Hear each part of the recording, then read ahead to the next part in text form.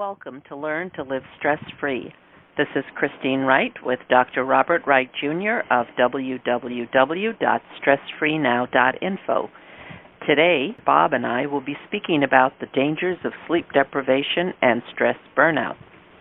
Robert Wright, Jr., Ph.D., certified open focus trainer, is an author, speaker, and stress management wellness coach whose passionate goal is translating the significance and implications of scholarly stress and nitric oxide research into language and practical technique which can improve the healthy well-being of the general public.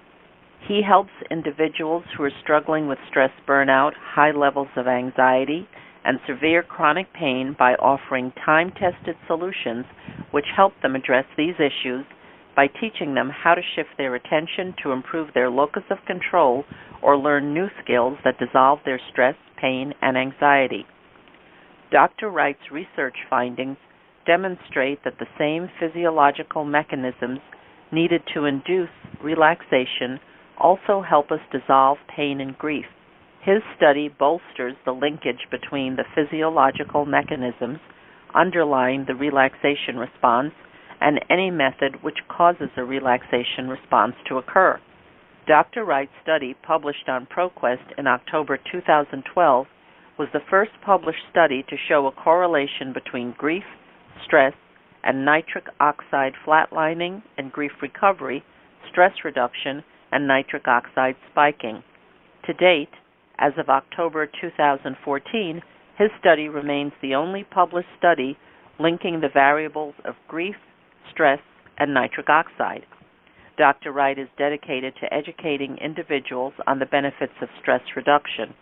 His most recent books are entitled Orgasmic Relaxation, Unleash the Power of Your Mind to Relax Using the Tension Relieving Technique, 2nd edition, and 7 Tips for Avoiding Stress Burnout for the Busy Entrepreneur.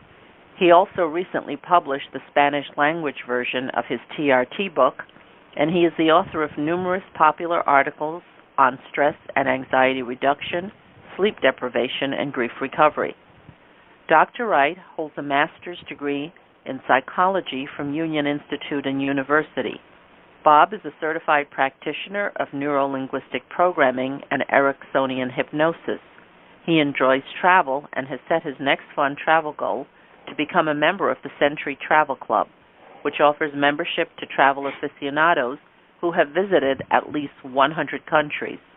Bob offers private and group training in methods to lessen your stress, pain, grief, and anxiety so that you can feel better. Bob is also available as a consultant for corporate wellness coaching and for speaking engagements. Bob, welcome. Hi, Christine, and thank you for that wonderful introduction. You're very welcome. Also, welcome to our audience. And Bob, would you tell our audience how you came to have an interest in sleep deprivation and stress burnout studies? Great, Christine.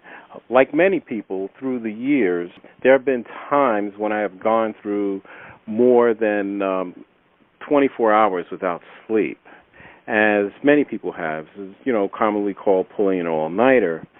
And at times in the past, I had to work 6, 7 days per week. And although I recall feeling extremely fatigued when I think back about it during those days, it wasn't until I started to dig down into the literature and what I discovered when I started checking out studies dealing with insomnia and sleep deprivation, the conclusions and the implications of these studies made me become alarmed at just how damaging being sleep deprived or going without sleep can be. For instance, there are studies which have demonstrated that when you just go 24 hours or one night without sleep, if your blood is drawn, that you have the same molecules which would be circulating in your bloodstream as a person who has experienced brain damage. Well, Christine, when I first came across studies like that, it was literally mind-blowing. It stopped me in my tracks because what it made me think of was how misdirected many of the things that go on in schools, in that in high school and in colleges, in some schools in particular, it's almost a badge of honor to say that I stayed up all night studying, I didn't eat, I didn't sleep, and particularly during midterms or final exams, or when you have papers due, students across the board, whether in the graduate school or college, are literally burning the midnight oil or burning the candle at both ends. And what these studies demonstrated was that it was not just a matter of burning the midnight oil. It was like comparable to burning the candle at both ends and burning the middle of the candle when you looked at the outcomes of the statistics. In terms of stress burnout, my interest in stress came about out of necessity. Simply put, stress burnout knocked on my door involuntarily, and I was hospitalized. And that's how I became familiar with it. And in an attempt to figure out a strategy or ways to deal with stress burnout proactively and how to prevent it from reoccurring, I stumbled across the field of psychoneuroimmunology. And for those who are not familiar with that field, if you could think of guided mental imagery, that might be more familiar. In any event, there's a whole literature of psychological research, neuroscience research, neuropsychology research, and cognitive psychology research that has demonstrated time and again that you could use the power of your creative imagination to cause epigenetic type changes in your body. And so that has been demonstrated, and the field of psychoneuroimmunology deals with that. There's a famous book where a Yale Medical School professor had brain cancer, and he was able to deal effectively with the cancer and heal himself using the psychoneuroimmunology. And so there are many studies like that. It's not just, a one-off. But in any event, I got interested in psychoneuroimmunology, and then later I went on to do master's level work in neuropsychology. I wanted to understand the neuropsychological components or correlates of peak experience and peak performance. Specifically, I wanted to get a grasp on whether or not there were similarities between what the top highest performing athletes do, like, for example, an Olympic athlete who would win a gold medal, and what people do in business, for example, a top trader in the futures market or a stock trader. And so that's how I got interested in that, and I wanted to understand the underpinnings of the belief systems of what makes winners win, or at least allows them to win. And then over time, I just want to say that, of course, like most people, I keep up to date with the literature, and specifically the new findings in nitric oxide research and stress research, and the exciting findings in brain plasticity. The reason I mention those is that what I enjoy doing, Christine, very much, and I want to say to our audience, is that it gives me great pleasure to be able to translate the conclusions or findings and or implications of a scholarly or academic study into language that an average person in the general public would find of interest, and would not be some 25 syllable word that when you are able to describe, well, this is the significance of this is how this affects your body, and this is why it's important. And so one of the things that when I've seen the comparison of a scholarly study with the write-up of an abstract and the popular version, it's very striking, and sometimes I have to read the scholarly study abstract twice to see if it's actually still the same study. And so I'm very proud of the fact that part of, I feel like, my mission is to be able to bring to the public's attention helpful information that can reduce stress across the board and put it in terms that it would be hopefully of interest to the average person. Thank you, Bob. I think it definitely would be of interest. I imagine many in our audience have had those experiences where they've pushed through and stayed up beyond healthy limits, and certainly the information that you bring to the table shows us that that's really not in our best interest. Now, Bob, from the time I met you, I've known you to love writing. Why do you enjoy writing the way you do, and what purpose does it fulfill for you? Well, first off, Christine, I just want to mention one thing that I left off on your last question, is that part of my enjoyment of the writing is that I feel that I can do something that is unique and not being done. So, for example, I recently published a book called 7 Tips for Avoiding Stress Burnout for Busy Entrepreneurs and Small Business People. And what makes that satisfying for me is that I'm taking the science behind the stress research and putting it in simple terms for entrepreneurs and small business people. And by the way, the tips that I give would be applicable to almost anyone. You don't have to have a business, but that was the focus of that book. And then later this month, I will also publish a separate work on sleep deprivation. Now to the question that you had asked, let me see. First, for me, Christine, writing is simply an extension of my thinking or thought process. So in a way, the answer to your question would be like asking me, so Bob, why do you love to talk? And so as you can imagine, there's no need to answer that one. The second thing is that my writing serves as a form of creativity for me, so therefore it's natural. Everybody is creative, and it's actually fun when you use your creativity because it's like a childlike part of you, and it's a what if. And so what I would say is that it's natural, it's simply pleasurable to see my words when I write them because I never know exactly what's going to come out.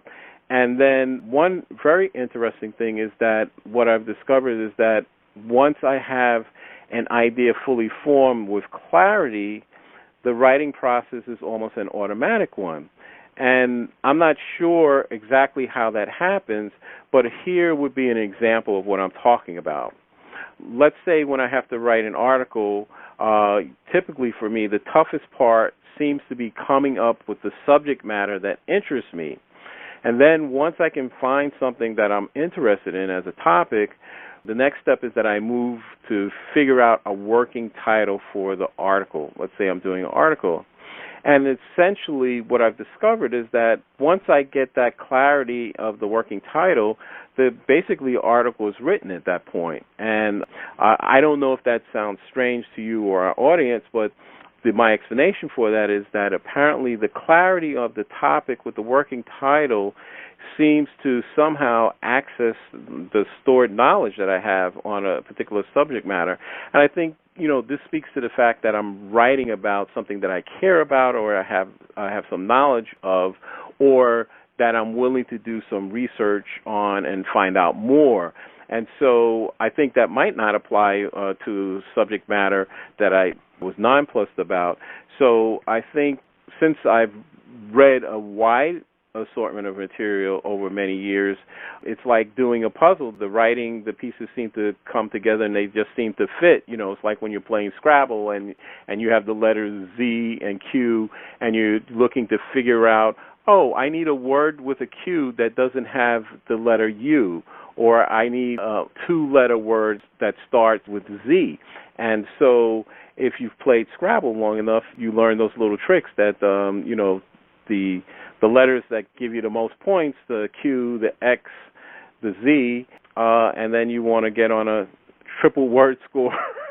and so writing seems to work a little bit like that. And so the point is, however it works, the bottom line, what I'm saying, is very pleasurable for me, and it's fun. And I imagine for many, many people, it would be similar to doing a collage or something like that. Well, thank you so much, Bob. Your writing process is very different than mine, and that's why I've always been fascinated by it. You write very easily and fluidly, whether you're writing for an academic purpose or whether you're doing an article for a more popular audience. And now we know that you are a Scrabble fan. Now, Bob, you've done a great deal of research in the area of stress, and you've had your own personal health challenges because of stress burnout. What do you think are some of the core causes of stress burnout that the general population faces? Well, Christine, before I answer that question, I just want to thank you for bringing up an issue, and I think that there are people in our audience who write or do things, and they don't do it exactly the way it's taught. You're supposed to write and you make an outline, et cetera. So I want to thank you for mentioning that fact, that the way that I go about the writing process or the way I use my creativity is actually very opposite in some aspects to yours. And I think a good thing to highlight is that for people in our audience that have found something that works in their lives, or whether it's writing or not, that they do things a little bit differently. Like, for example, it could be the way that you wash the dishes or mop the floor, or the way you go about your job, or the way you commute. I remember I met a gentleman, I remember complaining about the traffic and the commute, and he said, "What are you talking about?" He said, "I commute from Hong Kong to San Francisco twice a week." and so that gave me a different kind of perspective. And then over years I met people that commuted from LA to New York, or I remember meeting a gentleman that every single day he flew from Toronto into LaGuardia. And so that's very different. So the reason that I mention that is that you, as far as I can see, when you write, you're very organized, and that is, you're to be applauded for that. And you use an outline and as scaffolding. And whereas my process is very, very different. And so, as I said, if I'm doing an article, basically I just need to know what I'm writing about, and then I spend a lot of time trying to get that 36 to the left, 26 to the right, 7 combination of the title. And at least for me, and there may be other people in our audience that they have some similar process, when they do that, the thing just gels. And so yeah, I guess I could write an outline, because the outline, once it comes together, when I'm 90% done, I have my outline, whereas you start with an outline and say what I want to do. So I just wanted to mention that point. Well, it is a good point, Bob, because everybody does have a different process. And it really isn't a matter of right or wrong, but I mean, what I admire about you is that you'll write a book on the back of an envelope while you wait in line at the post office. And so that's part of what I admire in your skill and fluidity with the way you write. Well, Chris, what I discovered years ago was that when it comes to ideas, an idea can come at any time. You can be waking up from a nap, or just from waking up from a dream. Or years ago, what I discovered was I was reading a book, and a guy was saying that he got good ideas in the shower, and he was in advertising, and he couldn't figure out, well, what could he do? And then he was in a meeting, and it was suggested to him, well, why don't you get one of those boards that you can write in the shower? And so his productivity skyrocketed. So it's a little bit funny to say, "Oh, I'm doing notes and drawing storyboard pictures in the shower," but that worked for him. And so the reason I just want to emphasize this in terms of keeping your stress down, there's so many people that are made to feel, because they do things a little bit different, as if something's wrong with them. No, you're okay. It's just that you have a style. And so it's like the guy who, when he was running the first guy to run the 4-minute, break the 4-minute mile barrier, when they videotaped him, people were trying to imitate his style, and what was found out was that the reason he had that special kick was because one of his legs was shorter than the other. So there you had all these people trying to emulate that, and he was using it as a compensatory thing. So now to your question. So let's see. What I want to point out first is that in terms of stress burnout, that phrase was originally coined by a gentleman named Herbert Fredenberger back in 1974. And to put it very simply, The stress burnout is basically is when you don't take care of yourself, and the consequences of not addressing the stressors that you have that have become severe leads to some very bad outcomes. So, for example, the symptoms of stress burnout include having depleted physical energy, emotional exhaustion, a lowered resistance to illness. The person will often show signs of withdrawing from relationships. The person could take on an increasingly pessimistic outlook. There's increasing levels of absenteeism from work, and of course, worsening job performance. Second, there are many causes of stress burnout, but I would just drop the top three stressor categories here, and they are burnout related, that's job related, lifestyle related, and burnout that's psychological. So the top causes of job burnout pretty much are things like being faced with impossible or unclear job performance requirements, a lack of recognition on the job, poor pay, poor communication, poor management, and on no downtime. And so, people are familiar with not having any downtime. On the lifestyle side, the lifestyle choices that lead to burnout include popular limiting belief, and I think many people in our audience may have heard this before, which would be, I work best under pressure. An individual may be able to do that for a while, but over time, especially over many years, without any downtime, I know many people have probably encountered someone who brags they never take a vacation. And so the literature shows, the consequences of never taking a vacation. On average, it doesn't work out so well. There's increased levels of heart attacks and other type of non-happy events that happen that people don't like to talk about, and they may not immediately connect those to being stressed out or having what's called stress burnout. But I can assure you that over time, if you don't address those things, the lifestyle choices, the person can meet up with multiple chronic stresses which have serious negative health consequences.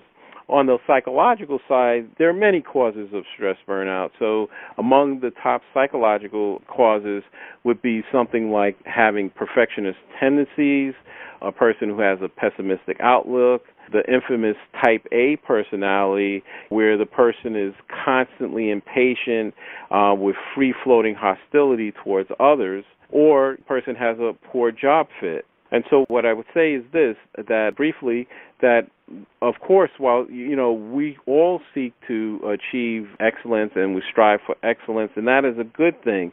However, when that turns in trying to make everything that we do be perfect, then we are setting ourselves up for an impossible situation, because since we're human, everything can't be perfect.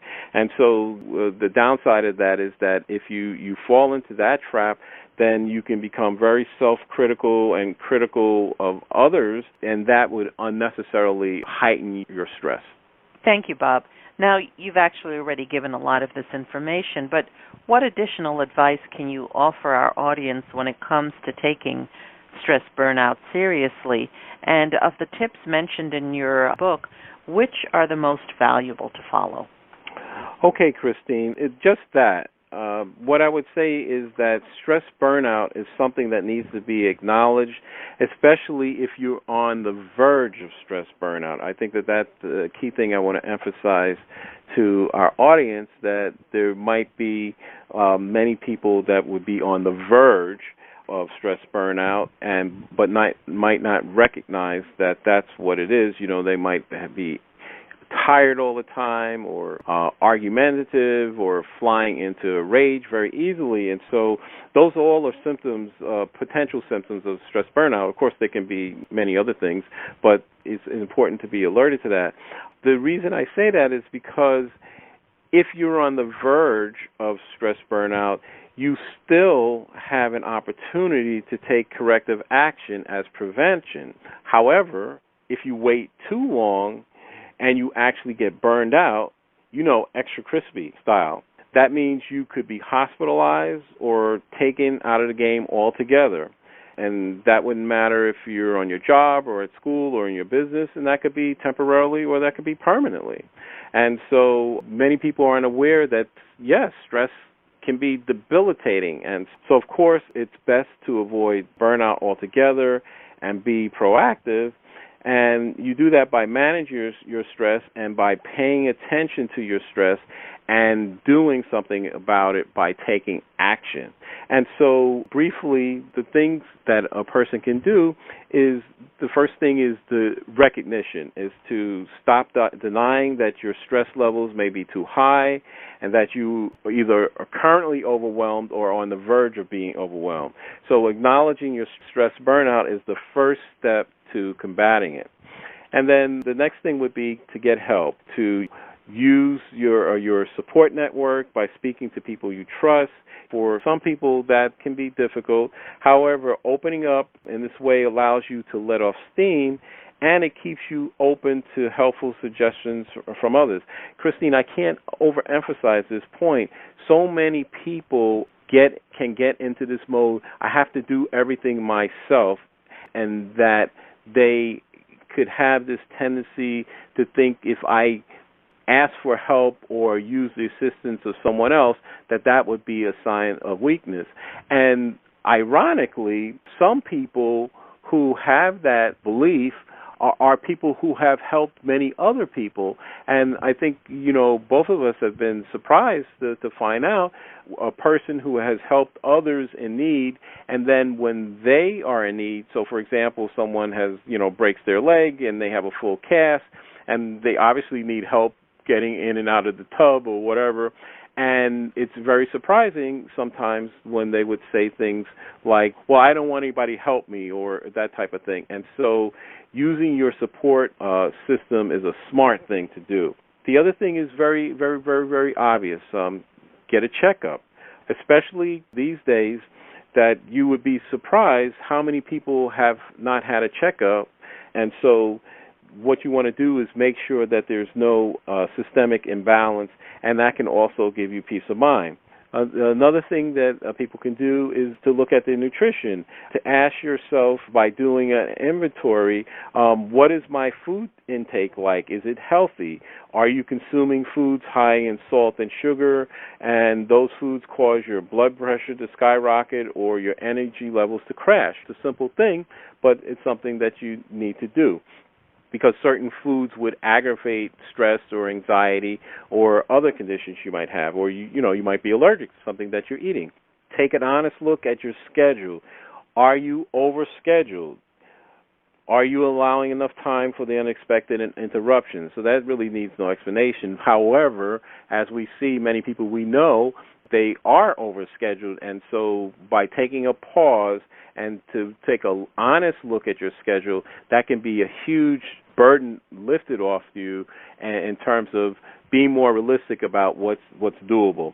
One of the last two things would be something, again, very obvious, which is getting adequate sleep. Recent studies demonstrate that not getting enough sleep increases your chances for accidents, mistakes, and diminished job performance. And then the last thing is downtime. Allow yourself the pleasure of relaxing or just doing nothing. This, along with moderate exercise, will help boost your mood and reduce your stress. Thank you, Bob. Those are all excellent tips that it would be helpful for anyone in our audience to follow. You often talk about how detrimental not getting enough sleep can be, and how lack of sleep can adversely affect job performance and increase the possibility that you will make mistakes or have a foreseeable or preventable accident. Can you share with our audience why you say that sleep needs to be elevated in importance in our daily routines? Yes, Christine, thank you so much. For our audience, here are some startling statistics about sleep deprivation. According to the Centers for Disease Control, insufficient sleep is now at crisis levels and considered to be a public health epidemic. According to recent federal statistics, more than 1,500 individuals are killed in car crashes each year due to sleepy or drowsy drivers, and that driver fatigue due to lack of sleep causes over 100,000 preventable car crashes each year. A new study from Uppsala University, Sweden, published in the journal Sleep, showed that just one night of sleep deprivation resulted in a loss of brain tissue and circulation of brain molecules typically found in your blood under conditions of brain damage. A study done at the University of Surrey in London, UK, concluded that the lack of sleep directly causes over 700 genes in your body to change. Researchers at Brigham and Women's Hospital in Boston showed that getting a good night's sleep protects your heart. Studying over 70,000 women between the ages of 40 and 65 years old, the study found that women who slept an average of 5 hours or less per night were 45% more likely to have heart problems compared with women who slept a full 8 hours. Researchers at the University of Helsinki have now shown that sleep loss negatively affects the immune system, triggering inflammation in your body. This large 2013 population study, published in the journal PLOS ONE, concluded that insufficient sleep increases your risk of cardiovascular diseases and type 2 diabetes. All of these studies indicate that sleep has a critical role to play in maintaining healthy well-being. We ignore our sleep at our own peril. The statistics speak for themselves.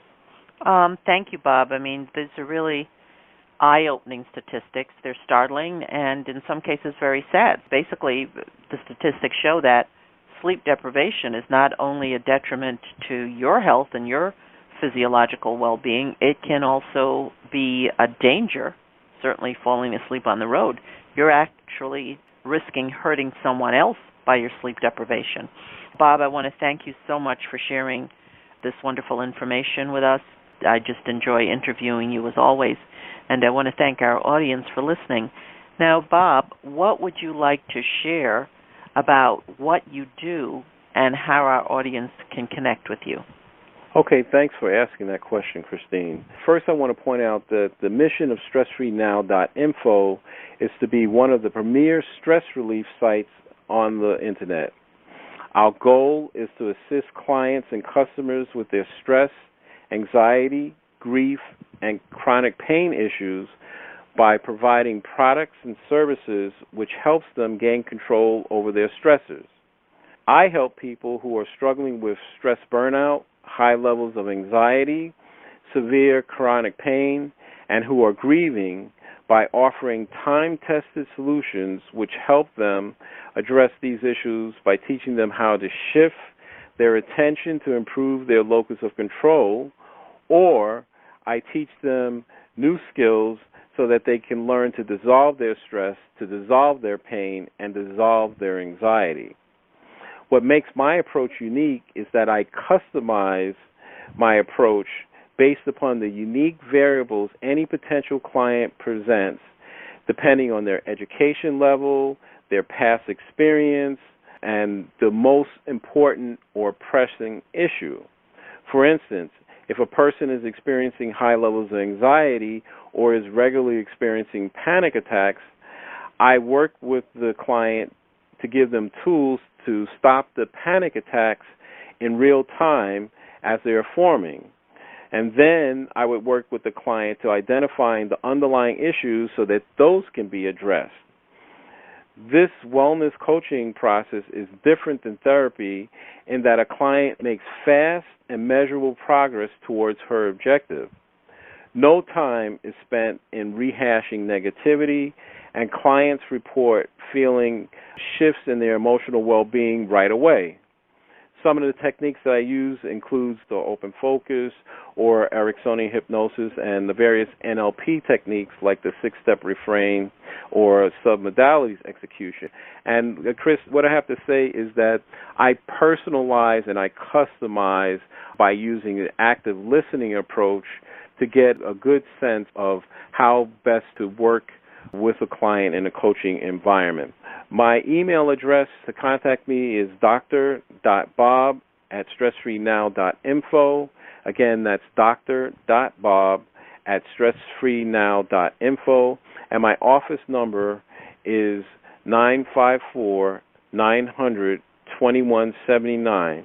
Again, my office phone number is 954-900-2179 for anyone who would wish to contact me. Thank you so much, Bob. And I would just like to specify that the email uses the abbreviation of doctor. So that's the abbreviation dr.bob